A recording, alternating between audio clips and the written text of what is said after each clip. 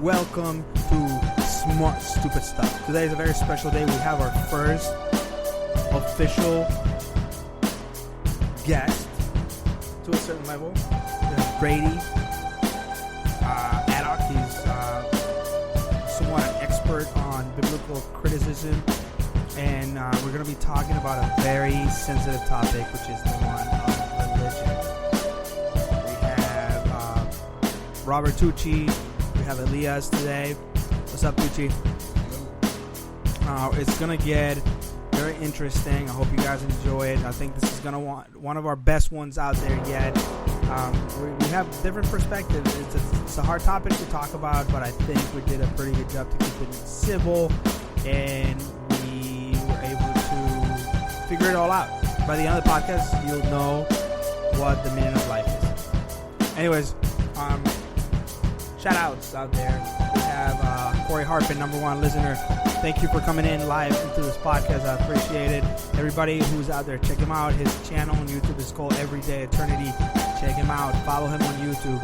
I want to shout out Randy and Kando, who are doing their own thing with their podcast with shoes. If you want to check out what the shoe culture is, what's out there, we're talking about doing crossover podcast. I wasn't available this week. They're going to be doing it, but I'm sure there'll be more opportunities to check them out. Their name of the podcast is Soul Therapy. Check them out. For those listeners who are out there, and we appreciate you. Thank you, Alicia. Thank you, Evan. Thank you, everybody else that has been supporting us. If I don't mention you and you want me to mention you, go to our Instagram account and comment on our pictures. Our Instagram account is Smart Stupid Stuff 86. There's little underscores under each space. But thank you for joining us today, guys. I hope you enjoyed this one.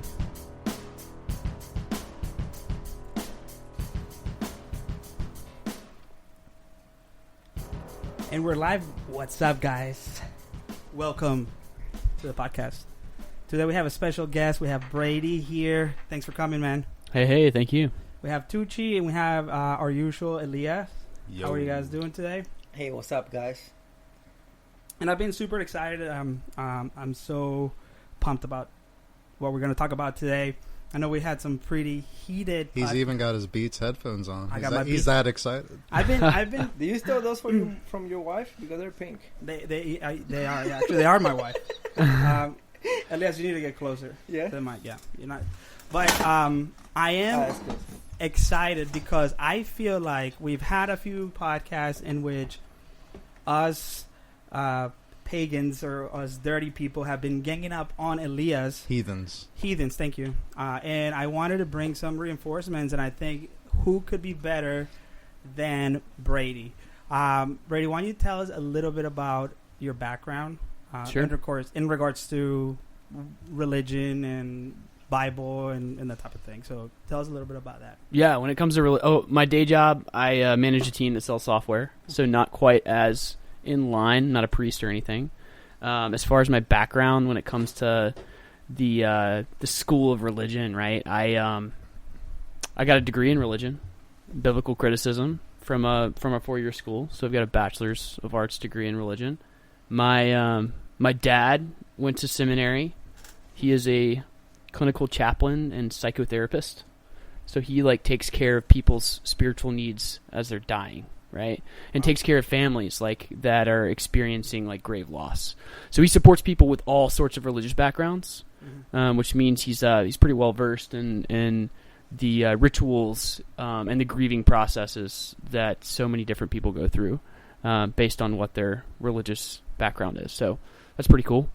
And I am a person of faith myself. So go to church on Sundays, and I would consider myself religious.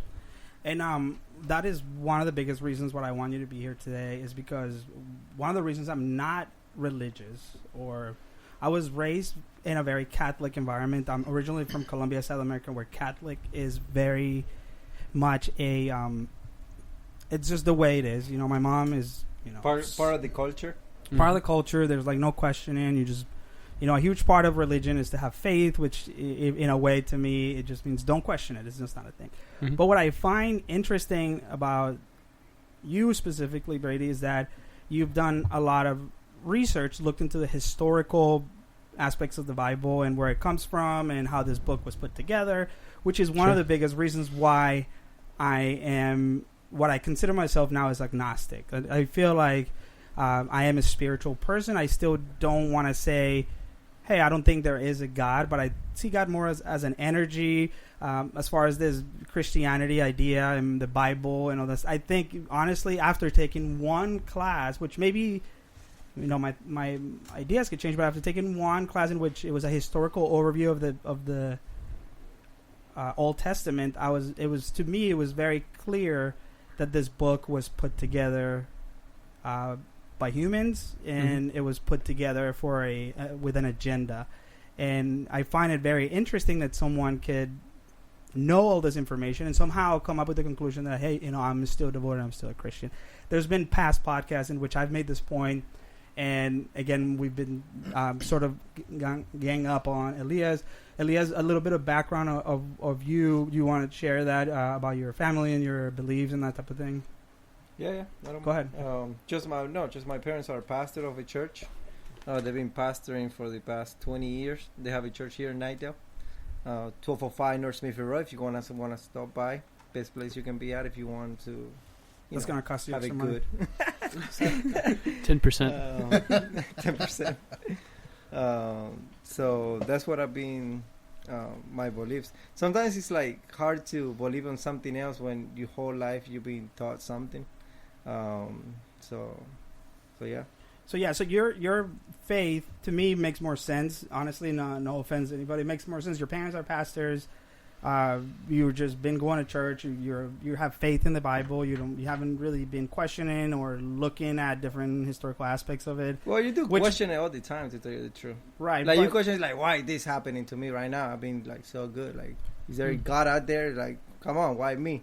Right. So you can question it all the time, but like if you start thinking about it, like I'm 30 years old. It's not that I'm going to church just because my parents are pastors. They mean telling me, hey, you have to go to church. You have to follow this. You have to follow that. After 30 years of life, you decide what you want to do. Right, but you haven't looked into maybe I'm wrong, but you haven't looked into like where these writings come from and how the Bible was put together. Yeah, I have. You have too. I have, okay. But I took like a seminary from school. I don't know. It was in Spanish. I don't know how to translate it in English, like the right words. But it was like a 4-year. So I can consider myself a pastor by a degree if I wanted to. Yeah. But all these teachings were again by faith. Yes, it was by faith, and it was a Christian academy. It was a Christian academy. Yeah, so again, a little bit different. So I'm interested to see. Yeah, nobody was, giving the opposite of it. Nobody was going against it. Everybody was just learning. Right. So and lastly, Tucci, you are actually an atheist, correct? I don't know if you wanted to disclose this. Well, I am a firm believer in the Church of Science. Okay.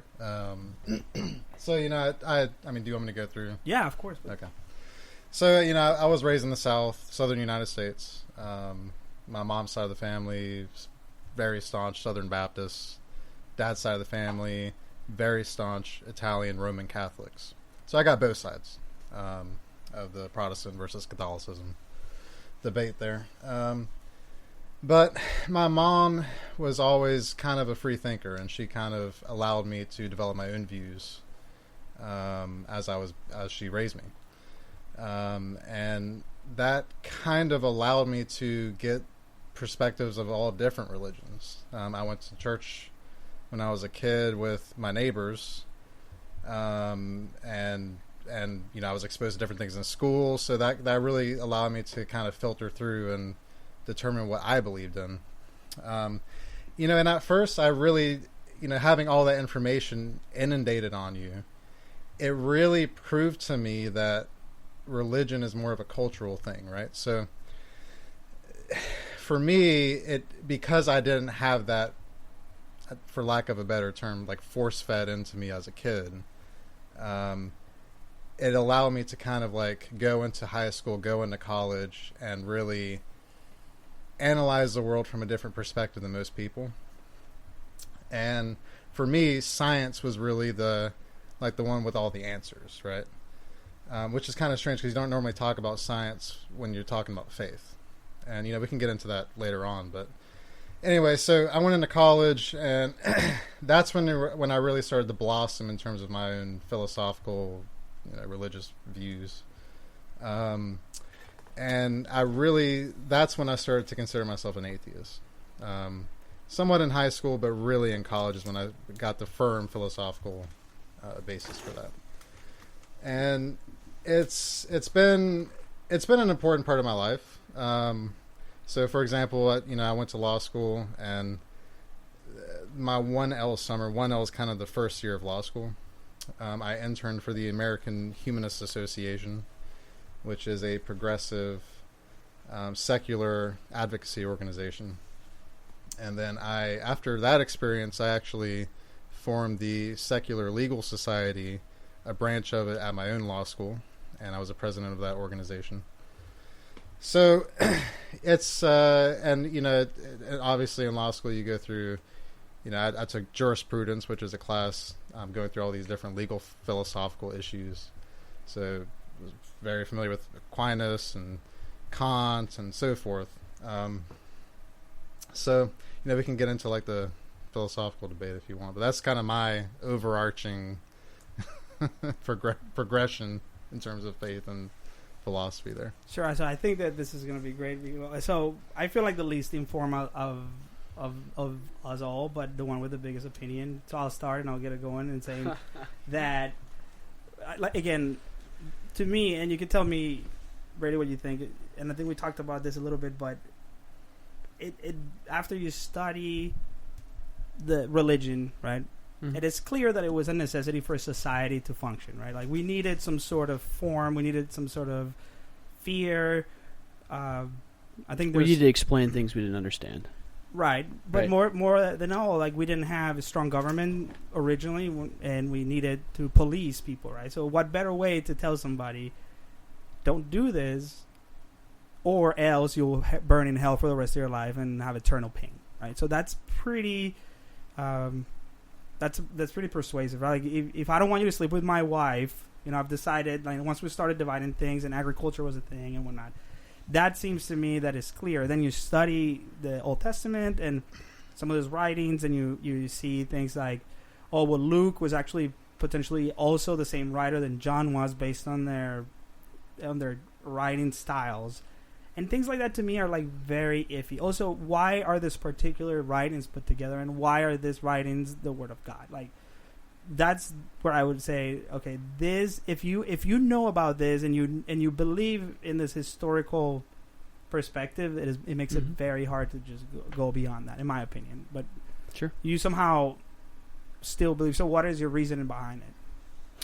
Yeah, I think, when you think about the Bible as like an ethical code, right? Like it's a easy to download copy of personal ethics, right? So everyone's kind of got their own ethical code, what they think is right and wrong. The Bible is nothing more than a document that you can just transfer over to your life, right? It's got a set defined group of what's right and wrong. And you can just take that and immediately take that on and use that as your source document, right? When you look at kind of all the process that the canon went through and the Bible, the books that were put together, there's a couple different ways you can look at it. And really it just depends on – it all comes down to context, right? Understanding what was happening in that time, and the true like historical background to putting things together, recognizing that different faith groups believe different things about their spiritual text and how they came to be, and the Bible was one that came to be over a long period of time. But see, that already is problematic to me, because here's the thing: we're looking at the Bible as the Word of God, right? And already what you're describing is not necessarily that, right? We are looking. So right. I agree with you. So having a set of ethics was important in a historical perspective. We learned from past societies that for the society to function properly the way we want it to, at least the Western society, we need to follow this set of. I can get behind that. Sure. And then if you look at the American Constitution or any constitution in every country, that is what that is, right? And this is prior to that. This is what a constitution was, but it was based on this set of beliefs. So it's, now there's a separation of state and church, but it doesn't take away the fact that, again, it's not. Again, it makes sense, but it's still. I guess maybe you were going to get to it. I'm sorry I interrupted. Yeah, but like, well, I think there's two different ways to look at the Bible, right? You can say it's a literal word of God and everything is literal, or you can say that it's the inspired word of God, right? So like the Bible's written by people. There's no doubt about that, right? Like people wrote the Bible. There's perspective in the books that are from people. But I think some of the ethical code and the baseline of what the Bible is about could be fully inspired by God, right? Which means that the material there is still set apart or holy. Also, what you're saying is that the person who actually wrote it was somewhat inspired by God. Yes. So, okay, well, that leaves it open for a lot. But I guess one of the biggest problems that I have is like what we like, for example, science in the Bible, that type of thing. Like it seems like they're like all thinkings that like kind of keep us behind. And I don't know. What do you think about that? Like, what are your thoughts on, like, for example? Okay, so I don't want to bring this up to offend anybody, but like the homosexuality thing, it's a big one, right? So there are so many things in the Bible that are open to interpretation, but you also have to stay, like, that is very important. So you have to follow this document that is very unclear. What doesn't it just say? If it is the word of God, what does it just say? Okay, this is what it is. It doesn't say that. This is what it is. What do you mean? Like, this is what's right and this is what's wrong. Right. So for the It long, does say that. It does say what's right and what's wrong. okay, so let's It does say homosexuality is wrong. the what? It does say that homosexuality is wrong. It does also say that lying is bad, killing somebody is bad, men that sleep with another man is bad. It does say all this stuff. Like, it actually says what's bad and what's wrong. You gotta get closer a little bit. We Okay. can barely hear you. But yeah. But it also says that a man should not wear the two different types of clothing, right? So, Okay. and then clothing that, that's being put together. right, like in the same verse, so like Lidded fibers. the different types of fibers, right? So Yeah. and again, like I used to think homosexuality was bad. I looked down on like being from where I'm from, but then as I met somebody who was homosexual, and I changed my mind out of that. And I also had friends who were homosexual that were extremely oppressed by this idea of being a part of, like, it was very inconvenient for them. They were part of a nice neighborhood. They went to church, and it was like nothing. So I failed to see how a God that is just would put something like that on somebody and say, hey, this is the way you feel, but then is wrong. Like, it just seems like it's an oversimplification of like black and white. Again, I don't know what that means. Sure. I think it's important to look back at the root of the root concept of the Bible, and that's that we have sinful nature, so we want to do things that are wrong by definition, right? So when you look at the very first book of the Bible, Genesis, right, and the very first lines, it talks about in Hebrew it's ara yitzer alav, and every inclination of their heart was towards evil. Right? You put a ball on a table and the ball has a slant, the ball's going to roll downhill. It doesn't matter. You can use a stick and like hit the ball up the table, right? But it takes extra effort. The inclination, the natural tendency is for us to do bad, right? To do things that are more advantageous for ourselves and harmful to others. That's just our core nature. And so that's really the building block of all of the other ethical things that you're going to see in the Bible. Also, when you look at the Bible, there's kind of two acts, right? There's part 1 and part 2. Part 1 is pre-Jesus, Old Testament, the Torah, right? And this was written by people, but there's a rabbinic code that's ingrained in that. These rabbis and these priests, in a way, they built a fence around the true laws, right? Like when you think about the 10 Commandments, a commandment might be, do not covet another man's wife, right? Or So husband. or right. So they built Nowadays. they made additional rules that go around that, and that's what you're seeing in the Old Testament. That's some of those additional rules are done away with in the New Testament. See, that to me is doesn't. Okay, so let's talk about that. Like, okay, so what about the Hammurabi tablets? Have you heard of that? You Yeah. know about that, right? Mhm. You think about that, and it's like that was sort of like it happened before the Bible. This is kind of a copy. This has been done before. It almost makes you think, okay, this is sort of like a follow up to that. Second of all, like saying you can't kill somebody, for example, is already very problematic. Because what about if you're defending your family? What about if you're defending your country? Mm-hmm. You cannot be a homosexual. That's also a problem. Women shouldn't wear shoes or whatever. There's a lot of stuff there that is clear to me that was ancient humans, and that's what the society operated, and that's what it was. Like, those ethical things, which the biggest problem with that right now is that it keeps us from progressing in this society because we have to abide by those ethical things that were created then. Mm-hmm. You see what I'm saying? Like we have fanatics and people that think it's okay to kill homosexuals or to kill somebody that's because of this set of ethics or these bridges that were created or however you want to call it. So that is one of the things that turned me off from being a part of a church or being a part of anything like that. But what do you think, Tucci? I want to hear some atheist views on this. Well, first disclosure: I am not here to convert anybody. Okay, I am. I'm just kidding. I don't really am a part of it. But I'm happy to give my perspective. So what you just described though is like a huge. I mean, you just encapsulated like the argument that legal philosophers have been having for the past 3,000 years, right? So, natural law says that God is the highest order of laws that mankind can possibly have, right? Next comes the laws that humans make.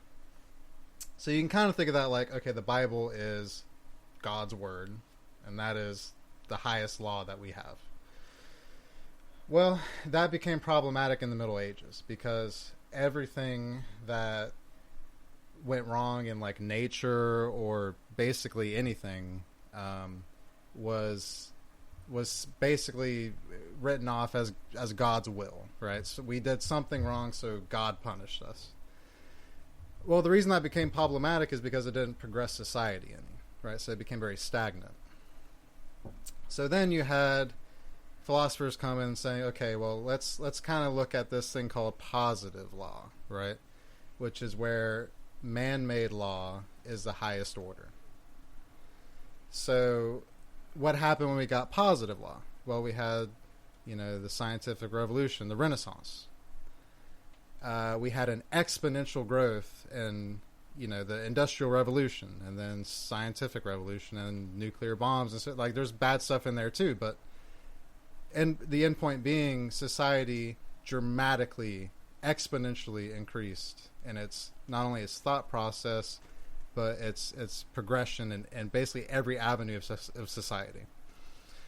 However, you're starting to see a reversion back to the mean now, where natural law is starting to take more of a role in society again, especially with the separation of church and state becoming under assault, not only in our country but in countries across the world, unfortunately.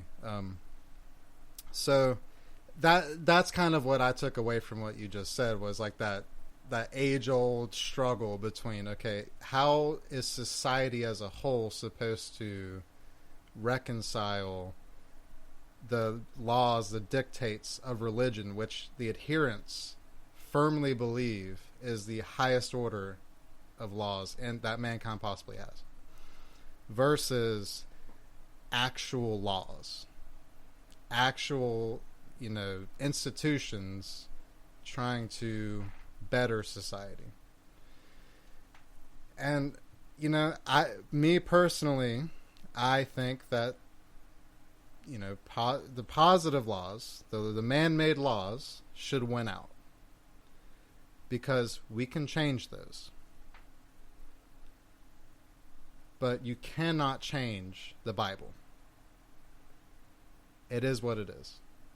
And if that is a society we want to live in, then we have to really grapple with the consequences of that. And I don't think we have. Well, let's talk about that. Didn't you just say the First Testament was a different version, and there was changes done in the second by interpretation of the rabbis or whatever? So, why was that allowed then?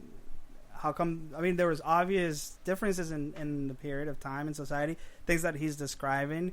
Yeah, a huge amount of time passed, right? Uh-huh. So Genesis, the world was created, and then around 0, Jesus came. So we're talking about a lot of time, and scientifically speaking, like millions of years, right? Like a long time. Wait, so you believe in the scientific perspective and the Bible perspective? You just kind of adjust the time based on that? It doesn't say in the Bible that God created the world, 10,000 years ago. That's a interpretation that some conservatives have. But it doesn't say in the Bible that God created the world 300 million years. It's just silent, right? And so that's not something that the text speaks to. I think, based on what we can see on Earth, I think the Earth's pretty old.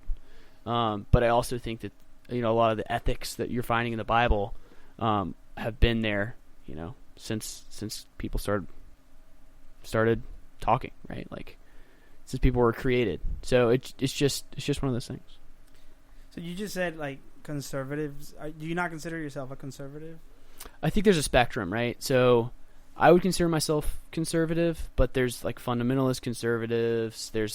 You can go. There's a very large spectrum, and then there's different places you can fall, totally and fully based on interpretation. So interpretation is everything, and context is everything. Where you source your context from and how you interpret determines where you fall.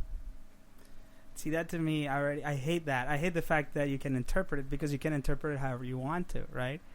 And is going to leave... Which kind of makes you think about, like, you can't change the Bible, right? But you can interpret it in a different way. But then you have people interpret it in ways in which are racist and bigoted, and it sucks. Absolutely. And it does suck, yeah. And which or is like why ignorant science. Are there things in science that, and this goes to you, Elias, that you don't believe because of the Bible? Are there things in science that you question because of your beliefs? Like what got like the Big Bang? Anything, yeah. Do you, any of that? Do you question? I kind of believe like how everything's like. If you think the Big Bang, how did it start? Mm-hmm. The Bible says God created the earth and the light. Like it says that. And I'm pretty sure there was nothing, and then as soon he said that everything was created, and that was kind of like the Big Bang, everything got created, Mm-hmm. So you attribute any kind of...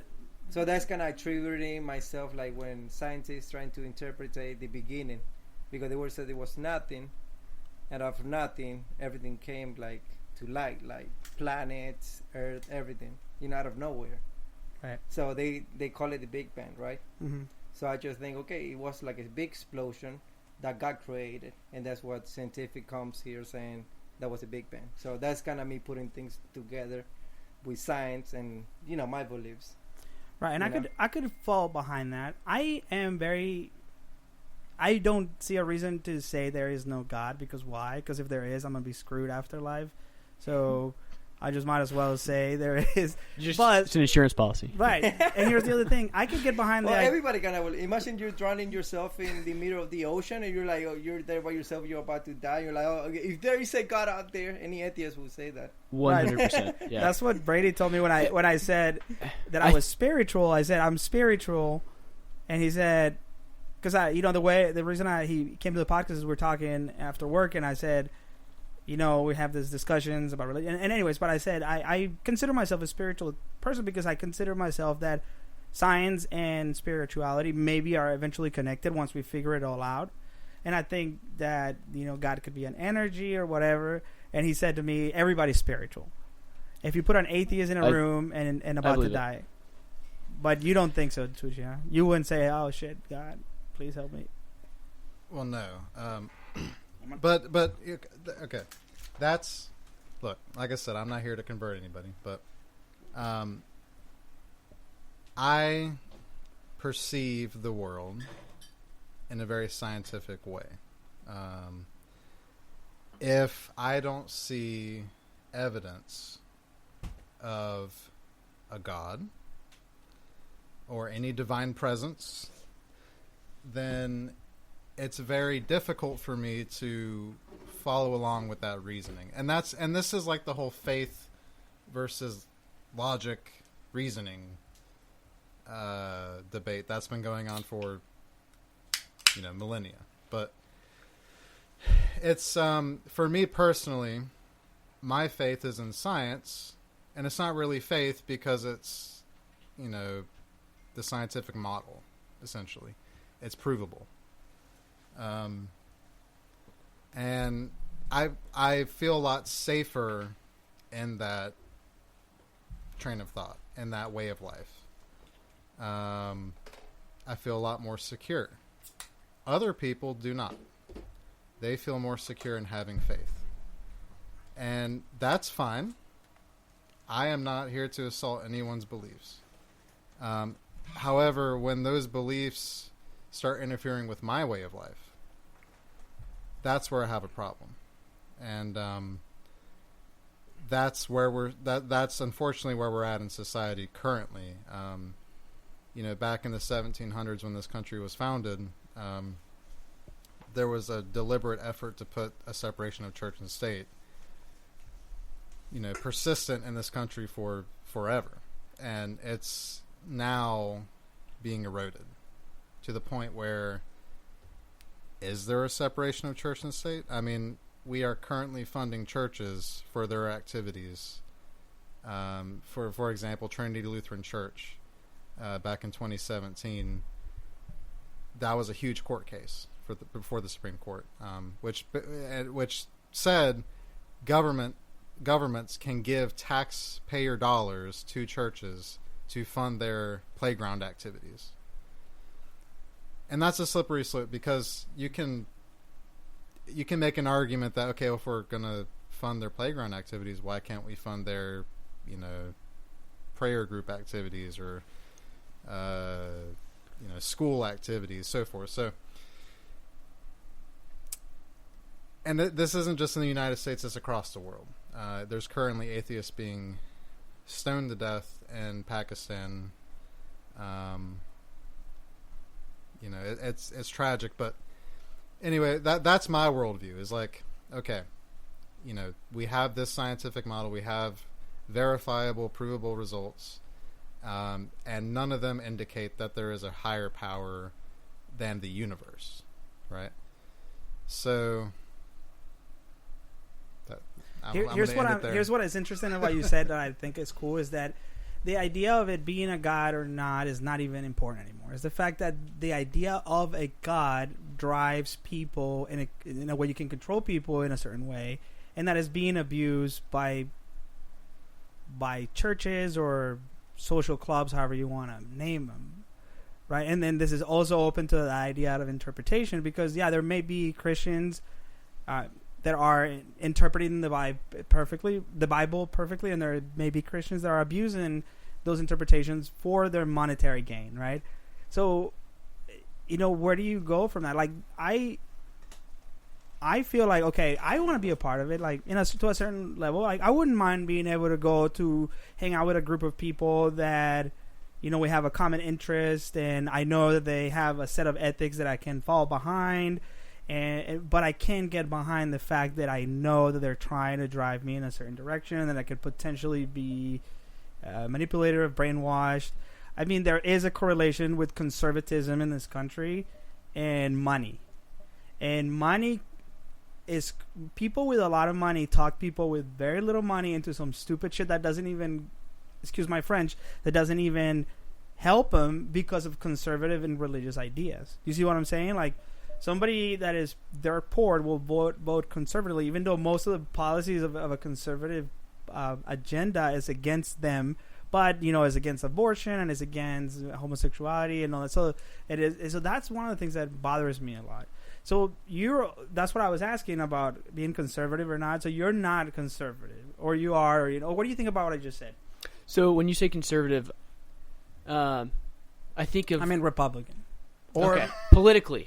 Politically conservative. Well, yeah, I guess because both, I mean, again, conservative, it means different things in different context, right? So I want to make sure that we're talking about the same thing.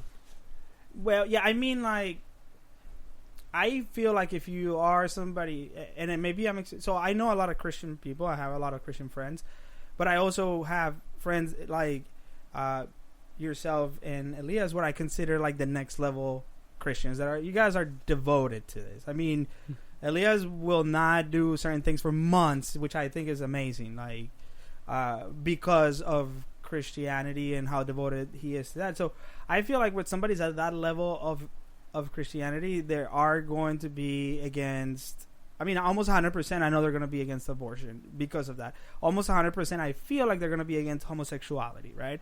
And I feel like then by definition they're going to be almost forced to go by what I consider a Republican agenda or a conservative agenda.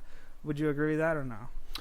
I think it's interesting. I think in the last 300 years, right, we've seen kind of a polarization of the political parties. Mm-hmm. So we're seeing that they're getting more extreme in both directions.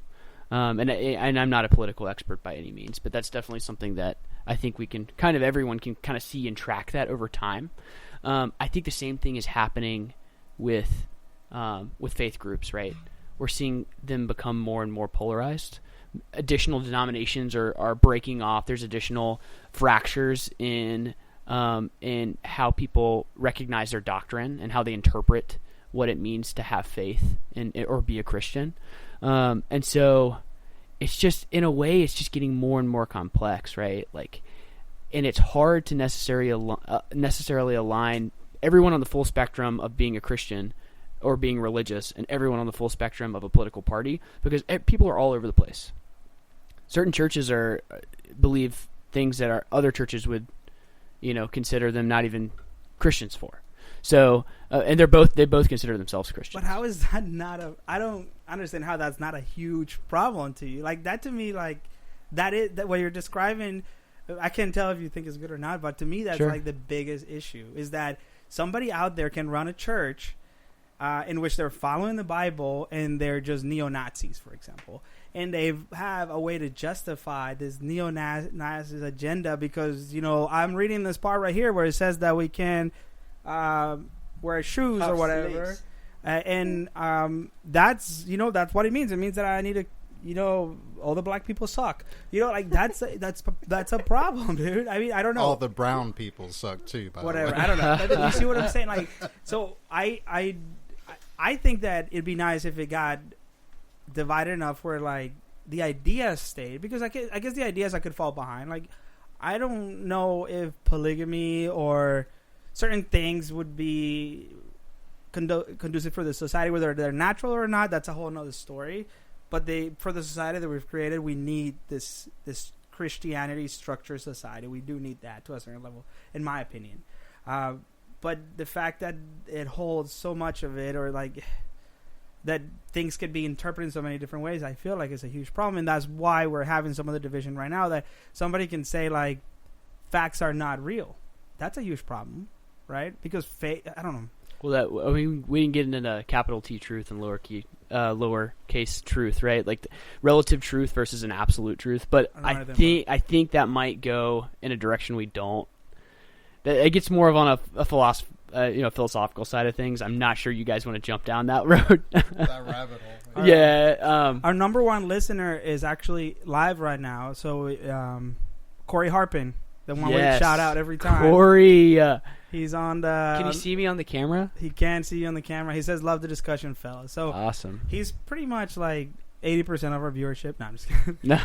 But he has listened to every single podcast. So, Corey, if you think it's going south, just let us know. But anyways, I mean, I don't know what that means. Blind adherence to authority. We're taking a different direction here. Mm-hmm. Okay. What do you think it means when someone has a very blind adherence to authority? They're born into a church group. They're born into a structure, and they just adhere to it because they were born there. Like I think But seeing that's what most people do. I think most people question, right? It's a natural tendency, and I think that their understanding of the world and the worldview shifts throughout their life. Let me ask And you. that's why we're seeing more and more churches, right, and more denominations, because people are questioning things. They're not losing their faith. Some people do, but I think some people just they change and they take on their own faith, and it becomes personal. It's no longer their parents' faith; it's their personal faith. Do you think you would have been a Christian if you hadn't been born in the household that you were? Like, let's say you were born in the woods, right, in the freaking jungle, and I'm Sure. and you would have eventually came to be the Christian that you are. No, there's no way, right? Because I've gone through a very specific trajectory that's only happened because of where I am in the world and where I am in my life. So I think it would be different. Do I think I'd still have faith? I think everyone's spiritual, right? And I think that's the first step to having faith and being religious, right? So I truly believe that everyone has some level of spiritual awareness, and that leads to being, eventually could lead to being a person of faith. A person of faith means a person that believes in God, correct? A person that believes in something they don't understand, that being, or a higher power or God, yes. So do you think if science ever gets to the point that figures it all out? Oh, let me ask you this. We talked about this the other day. Do you think if aliens were to come, what would that do bringing to the aliens Christianity? in. Tucci, what do you think? What do I think And it'll you do get- to Christianity? you I guys need don't to- think I'm an expert in You that. need Well, no, I think Well, that okay. it would disprove a lot of things, right? First off, because Would it disprove, or would Well- it make people more religious? Well, look, I don't want to give their perspective on that, right? But for me, it'd be very fascinating because it's, the universe is billions of trillions of light years big, right? It's massive, so massive you can't even really quantify it. So of course there has to be other life out there. It only makes sense. well, what about the Fermi paradox? That if what you just said actually Mm-hmm. disproves. That is a problem. However, there's a lot of explanations to the Fermi paradox. The principal one being that the universe is expanding. So because of that, if there were life in other galaxies, the universe is expanding so fast that information would not be able to reach our Milky Way galaxy. Well, for those that don't know the Fermi paradox, I like to explain it as the Sorry. expert. Yep. You can go. That's the only thing I know. the expert. So the only, the the only Fermi thing you're an expert on. Yeah, well, I saw a YouTube video. Essentially, if the universe is as old as it is, and there are as many planets as they are, and stars as they are, it doesn't make sense that there hasn't been another society way before we were around that would have reached a point in which technology would have allowed them to contact us. Statistically speaking, right? So if there's, Can I add a little more context? Sure, go ahead. Okay, so obviously we live on planet Earth, right? Which is in our solar system, which orbits around our sun, right? Our solar system then orbits around the Milky Way galaxy, right? Which is a massive cloud of stars and planets and dust and whatever. That galaxy, our Milky Way galaxy, is one of billions of galaxies. Okay? There are billions of galaxies in the universe. It's so massive you can't even comprehend it. I mean, it's that mind-boggling. But that's kind of a way to think about how. So, our sun in our galaxy is one of billions of stars in our galaxy. Just our single galaxy. And then there are billions of galaxies in the universe. It honestly breaks your brain to kind of think about it, but that's how massive it is. So if that's the case, then logic would dictate that if we have life on Earth, then there has to be life somewhere else. Probably a lot of life. We just haven't detected it yet. But it's also, according to the Fermi paradox, is also very unusual that we haven't detected it. Right. Which could help the Christianity idea, right? That maybe we are the only ones. But again, if in the idea that aliens did show up, I think that it would hurt a lot. Maybe I feel like you're like a progressive Christian, man. Like I think there's a lot of Christians out there that you are not really aware of, or maybe you are aware of. I don't know. But they are like very rigid to any of this. Like the interpretations do not have this flexibility that you're giving it to. I don't know. I look at the Bible and I see that it's full of otherworldly beings, right?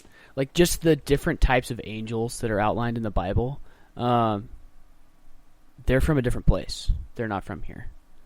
So I think if an alien flew down and walked in your house, and it was on video and everyone in Raleigh, North Carolina was talking about it the next day, I don't know if it would change people's religious orientation as much as you think it would.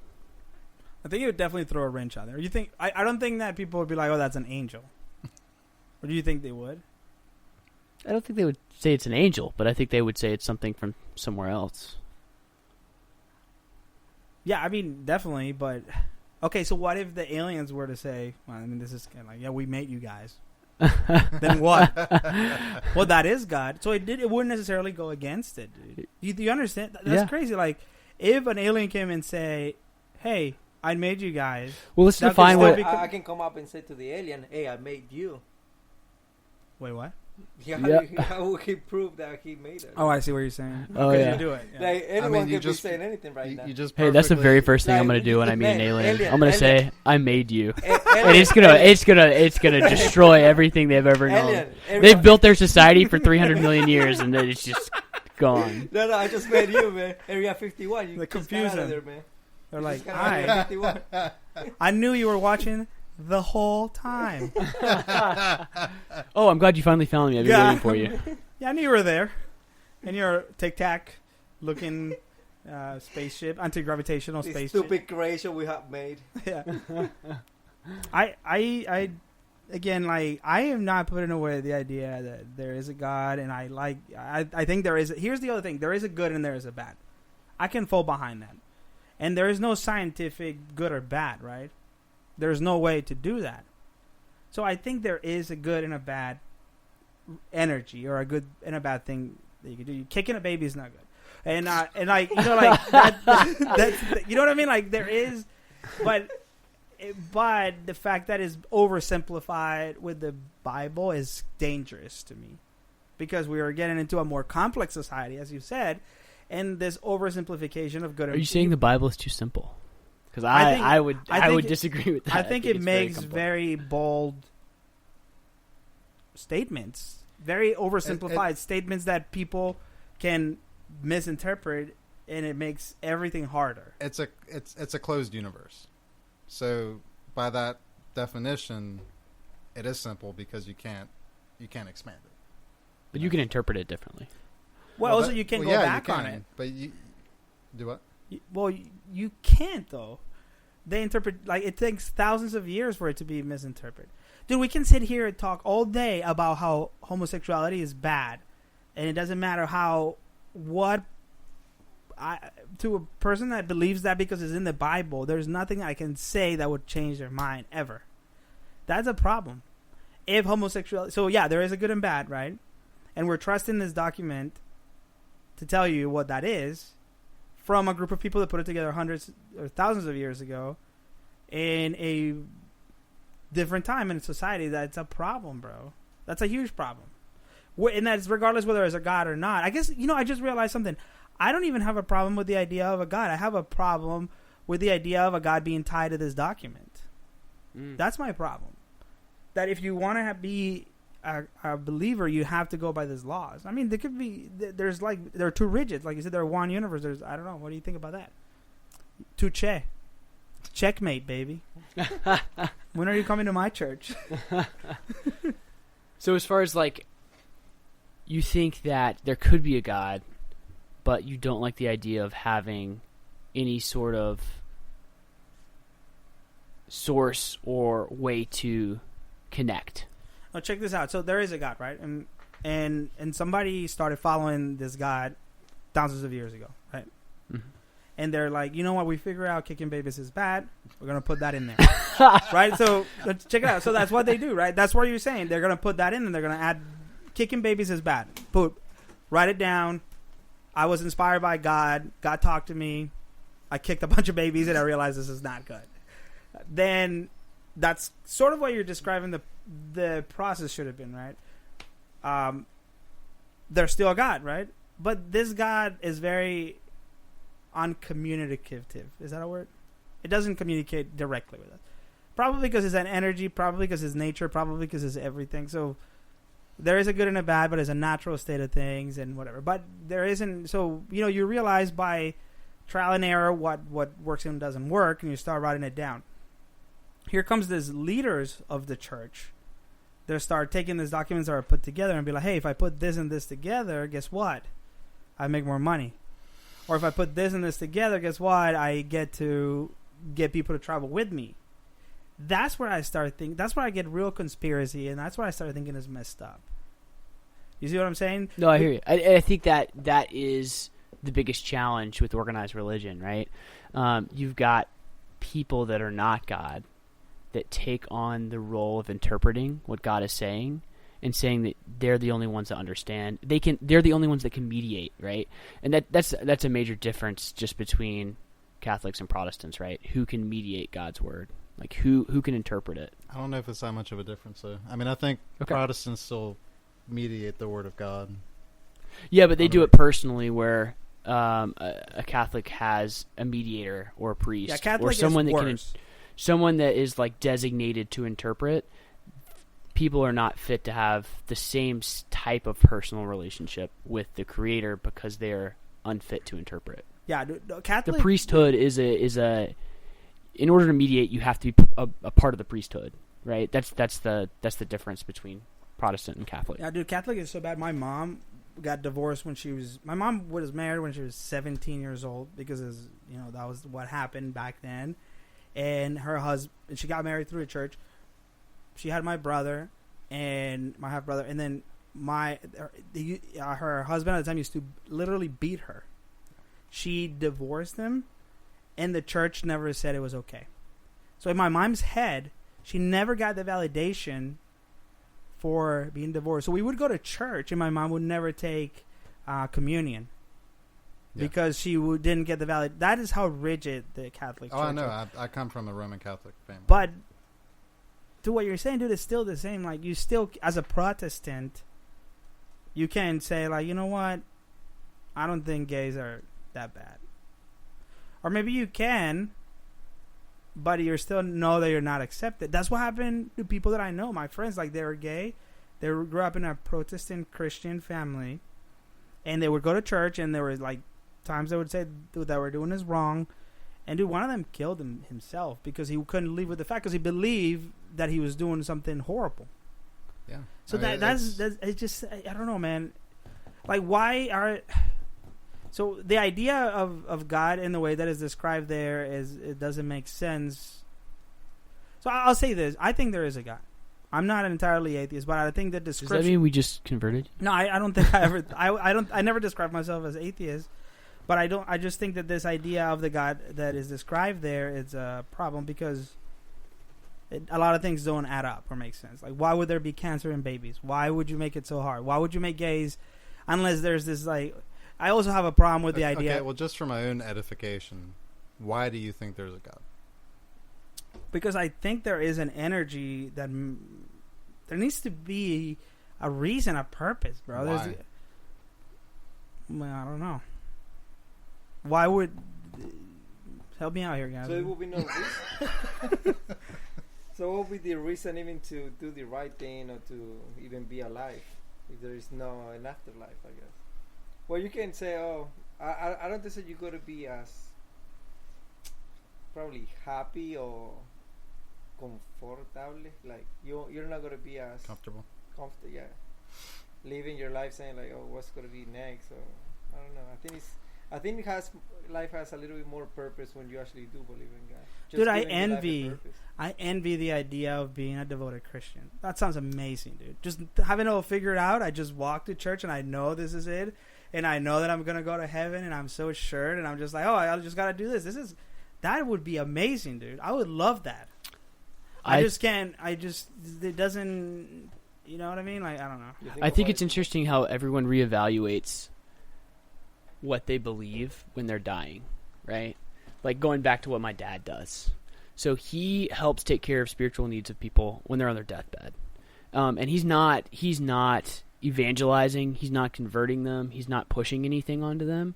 He's treating their own needs. They're requesting someone to help guide them through the thought process of what it means to die and to end life and what's next, right?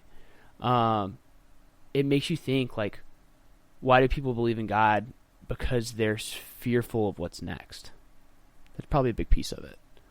They're fearful of the unknown. Well, and I also think a lot of people don't confront that during their life, right? Right. And, like, for me, that was a huge issue, right? Obviously, is like, oh, crap, what happens when we die? Nothing happens, bro. Everyone thinks that. I just can't. I don't know. Everyone thinks that, but you don't really, like, I don't grapple. really know. You don't grapple with it. You kind of, like, you want to hear what makes you feel better. And then you go with it. And that's fine. I am not attacking anybody for that. But for me personally, I grappled with that for a long time. And just my own personality, the way I think, I could not go along with something that I could not verify. Well, let me ask you this, because you said this earlier. Let's talk about black matter. You mean dark matter? Thank you. Black matter matters. Dark matter. You can't verify is there. Well, you can. Most of the things you can verify it because it's so the but way they can't detect it. They can. They They absolutely cannot, dude. They cannot detect it. That's how we know it's there. Is because we they detected can it. they know it's there because of the theory of gravity. It's not. It's not. No. Not, it Of has the law of nothing to do gravity. with. It has nothing to do with theory. It's the effects that. So for okay. Okay, Here's pick how another we one. know. Here's Let's how we pick know. another one. Before you go on, okay, so quantum mechanics. Okay. There is something that happens there that cannot be explained. When you look at it, it does something else, right? So there, and I don't want it to fall into the thing like, oh, that I cannot understand that I'm going to attribute to God. I'm just saying that there are certain things that we don't know that therefore like you can completely rule out. So you attribute that to a god? No, I'm just saying there may be a reason and an energy, and the God might be the wrong definition to this energy. That does somebody give a shit if we do right or wrong? You keep saying the word energy. Yeah, because that's the only thing I can think of in my mind. I really haven't ever talked about this with anybody else other than in my head. Well, okay, But so I think quantum mechanics is a good thing to talk about because, so for example, like the next step of computing is quantum computing, right? So you have IBM and Apple and Microsoft working on the next quantum computer that's going to dramatically increase the technological power that we're able to wield. But that's based off of the laws of quantum mechanics, right? So we know how very tiny particles behave. We know that for a fact. It is verifiable. We don't know why they do that. It's very strange. But there's certainly nothing in the Bible to to explain that. So it's like I have a problem with people who attribute that to a higher power because you can literally say that about anything. Yeah, there was one time in which a spirit. Like, do you think there's spirits out there? Like, I haven't seen one. no, no. I know. Okay. Sorry. But if you did see one, then Like, But if how- I did see one, absolutely. Absolutely. How about like do you think it's like about someone being positive? You know, sometimes like people say, no, just be positive about life, just declare Just start saying like, "Oh, I'm gonna do good this day. Today, I'm gonna wake up and it's gonna be the best day of my life." You know, Do you think you have some power about what you're saying? It's just on your mind. Elias, I have to tell you something. I'm a serial optimist. Okay. In fact, Martine can tell you, right up until the day of the 2016 election, I didn't think it was possible that Donald Trump would be elected. Yeah, but you're a delusional. You're a delusional person. I guess. So, I have a problem with the idea that I only believe things that I can verify. I don't know why. I mean, that is the scientific approach. I mean, I'm not saying that should be your way of life. That's my way. But I don't know. Life, I couldn't tell you why I have a problem with that. Could you? What do you think? Do you only believe in things you can verify? Obviously not. No, I don't. Because it's like you open the Sunday paper and there's a crossword puzzle and you know 80% of the answers. The other answers, you see some letters and you recognize that there's probably belong to a word, but you can't figure out the riddle. You don't have enough evidence. You don't have enough context. You don't have enough background in that to fill in the word. But you got a couple letters, right? I'm gonna guess on the word. But I guess what Tucci is saying, like, my word fits in the box. To me, that I don't have evidence. I can't verify it, but it fits. But it's like filling in the space with God every time. You know it is not correct. That's a 6-letter word. It's not it. That's not it. You know what I mean? Like, yeah, use so that like analogy, in science, or it could be. In science, a placeholder for that is a hypothesis, right? So, it's still a hypothesis. Is still based on some facts. Like, you make a determination based off of what you see. So, it's for me, for my way of life, the way I believe. That's how I structure my philosophical interpretation of the world, right? Not everyone's the same way.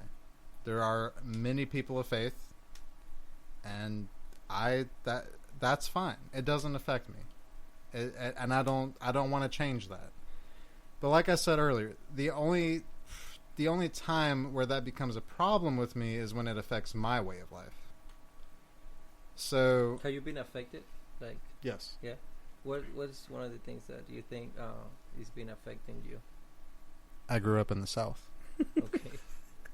Okay, so you think... Well, explain. What does that mean? Well, atheists are pretty much lower than Satanists. That's true.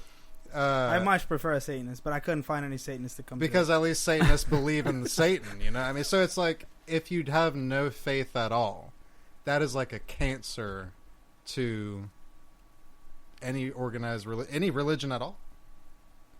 And they will do anything to snuff that out. And they have. Not only in the southern United States, all over the United States. All over the world. Like I said earlier, these blasphemy laws across the world, they are executing atheists. It's a huge problem. Just for free thinking. Just for questioning the way that society has organized itself. And, I don't have a problem with people viewing my thoughts, the way I live my life, as reprehensible. What I have a problem with is them forcing their will on me. And a lot of people joke and laugh when I say that, but it's a huge problem, and it happens all around, and you don't see it because it doesn't affect you. Mm-hmm. Could you tell like a specific example in which you felt that way? I feel like I understand, but I'm still having a hard time like putting it together. Yeah, like, okay, they've been killing atheists like in another country, but you haven't been put on that spot. Well, no, I'm still here. Are you going over? You haven't put on that spot. Thankfully, I'm still here. Yes. Will you say I'm a believer if they're gonna take your life? Like if you're in that country, what would you say? Will you stay to your state now? Dude, I'd be so Christian immediately. Or you would think you would? Okay. Yeah, what do you want me to do? Buddha? Okay, yeah, sure, man. Buddha is my man. It's hard to say. I mean, I can't tell you right here and now that I would still be... If you're that committed to that idea. Yeah. But no, just tell me, because I want to hear like an example of where you felt like in the South Well, okay, so I went to school at Wake Forest Roseville, which is now Wake Forest High School and Roseville High School. They split it up. But anyway, used to be that I went to school right next to the Southeastern Baptist Theological Seminary. And, my junior and senior year, I would park right along the street of the seminary and walk to school every day. Free parking, So the YMCA. So I used to wear a necklace. It was an ankh, right, which is like the Egyptian symbol for life.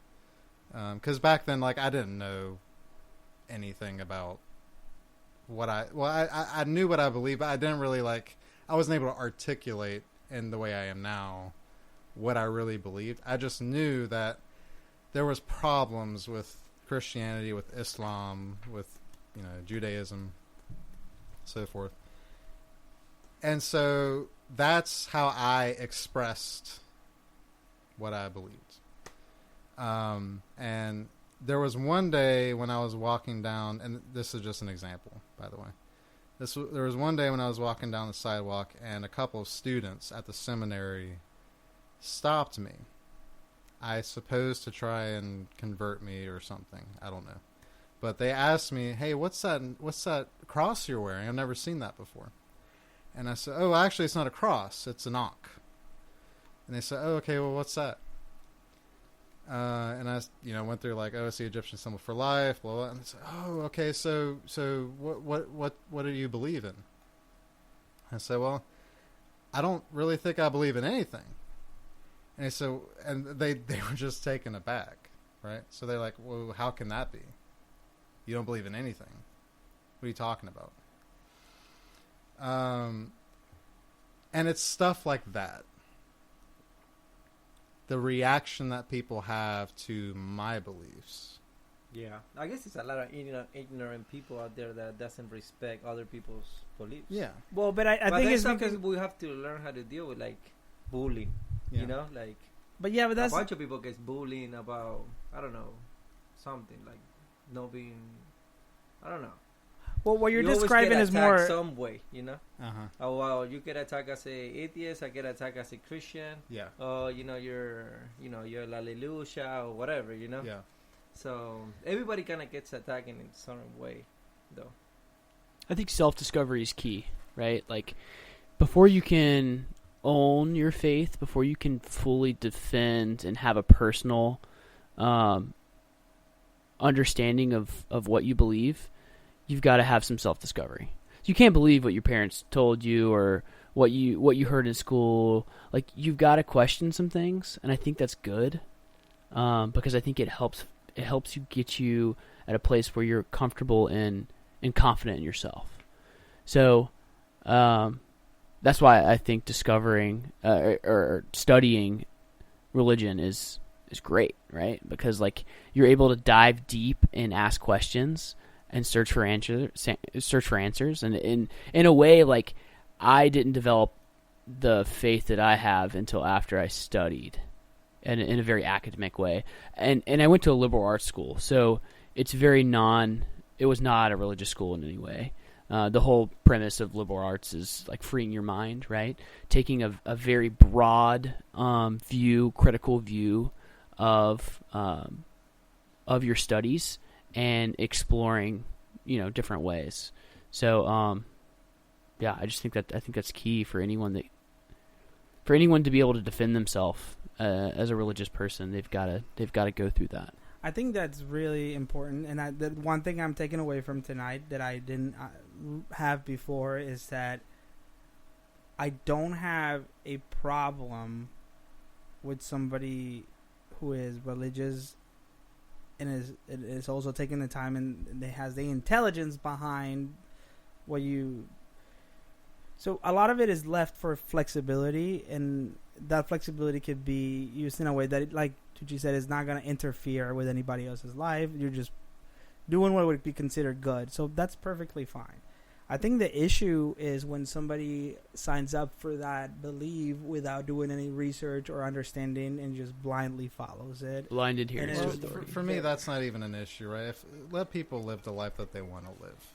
But the issue is when they try and exert that will, force that will on society as a whole. Well, that goes hand in hand, because if you're dumb enough to just say just following this doctrine, right, then you're gonna get upset about things that you don't understand because you're oversimplifying. You didn't really look into what you believe, right? So you thought black was wrong.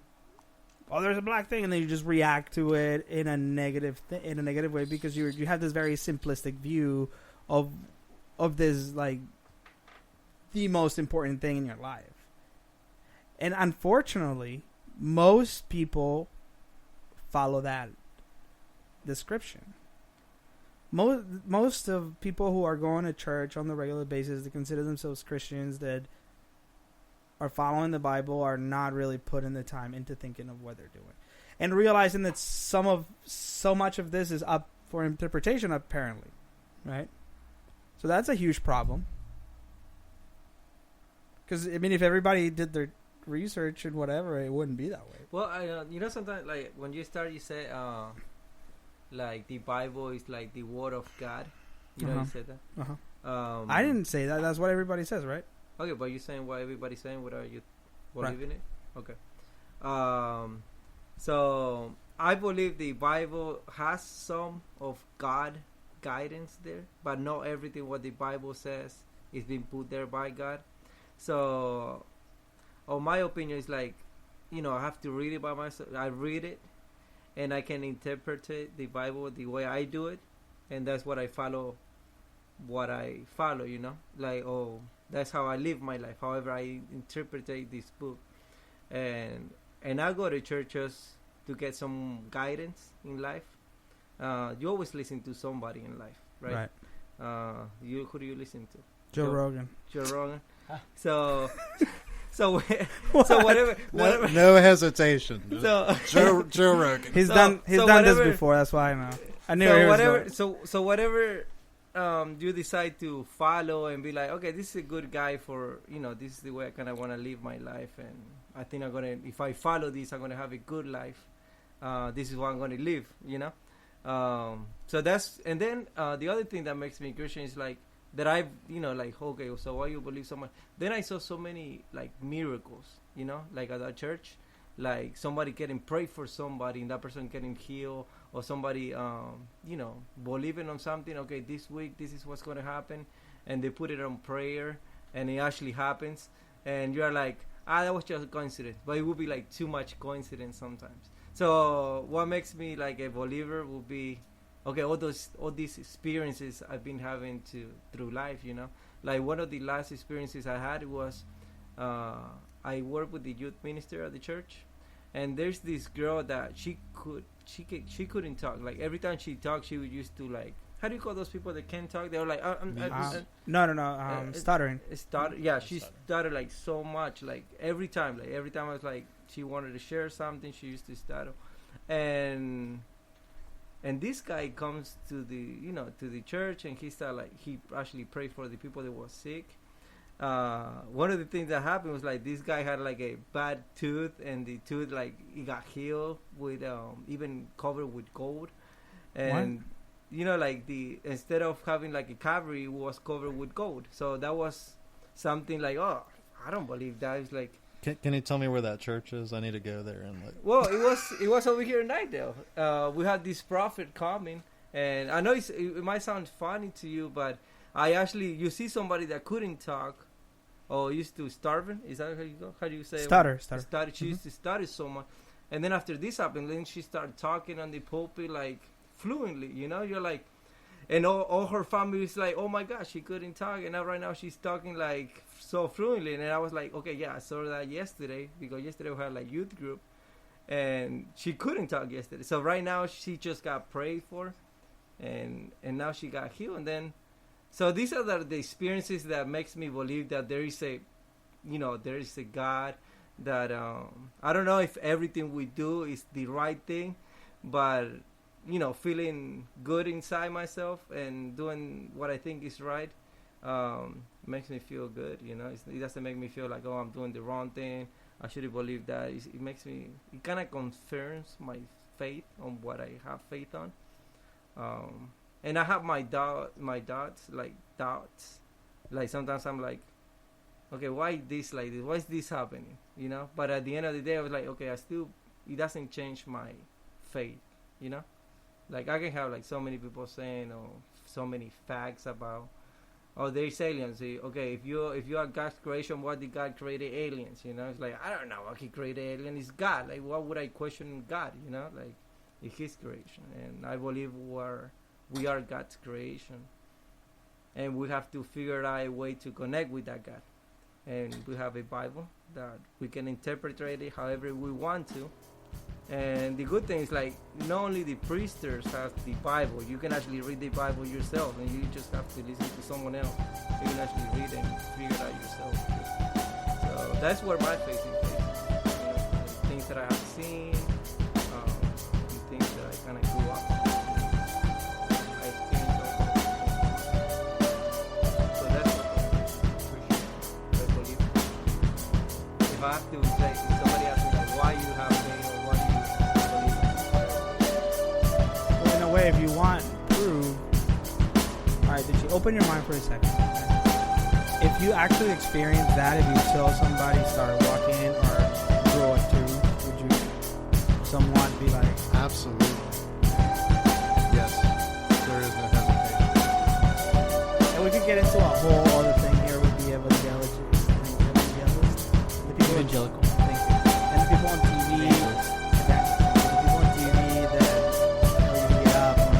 We already talked for an hour. I think we're losing Brady and falling asleep. I think we should call it a day there, guys. Thank you so much. I hope you enjoyed this. Follow us on Instagram, Smart Stupid Stuff, 86. We'll see you next time, guys. Bye-bye.